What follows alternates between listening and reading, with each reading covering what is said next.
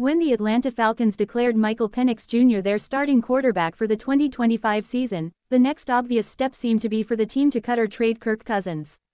They kept him around. It's not like Cousins' big game saves the Falcons' season or anything, but he and Kyle Pitts Sr. delivered a satisfying win that might end up ruining the Tampa Bay Buccaneers season.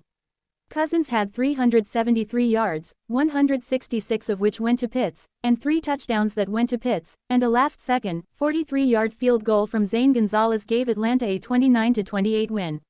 The Buccaneers fell to 7-7, a half game behind the Carolina Panthers in the NFC South.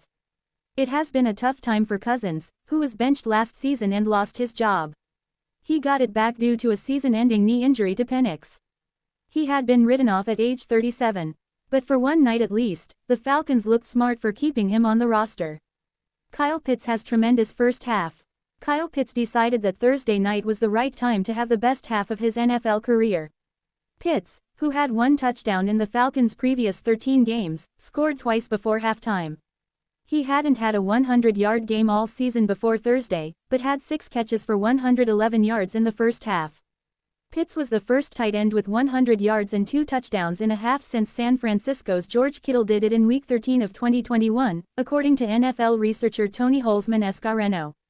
Hopefully you didn't face Pitts in the first round of your fantasy football playoff matchup. Pitts' enormous half carried the Falcons to a 14-13 halftime lead. The Buccaneers stayed in the game, and eventually took back the lead in the second half because the Falcons are a mistake-prone team. Atlanta had a ton of penalties. In the third quarter, an illegal contact on Falcons cornerback D. Alford turned a 3rd and goal incompletion from the 13-yard line into a first down, and Baker Mayfield hit tight end Devin Culp for a 6-yard touchdown and a 20-14 lead. Atlanta was the first team with at least 18 penalties in a game since the Browns in 2019, according to the Amazon Prime Video broadcast. Atlanta finished with 19 penalties, yet still walked away with a victory. Late in the third quarter, Bijan Robinson caught a pass over the middle and fumbled when he was hit. The Bucs recovered and a few plays later Chris Godwin Jr. caught a touchdown. A 2-point conversion to Godwin gave the Buccaneers a 28-14 lead. The Falcons kept making mistakes, but so did the Buccaneers.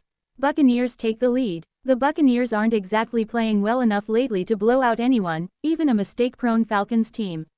Mayfield threw an interception to Alford in the fourth quarter in Falcons territory, shortly after Robinson scored to pull Atlanta to a 28-20 deficit.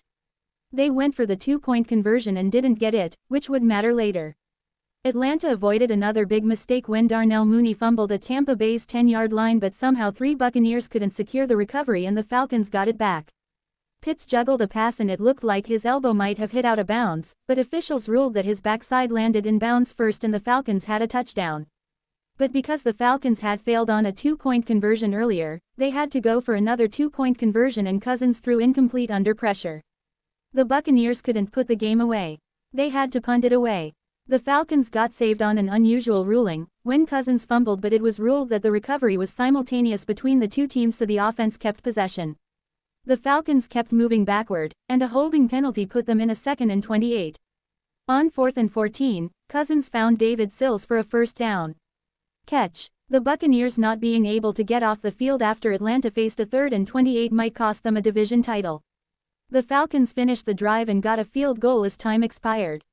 If the Buccaneers miss the playoffs, they'll wonder how Cousins knocked them out of a division title.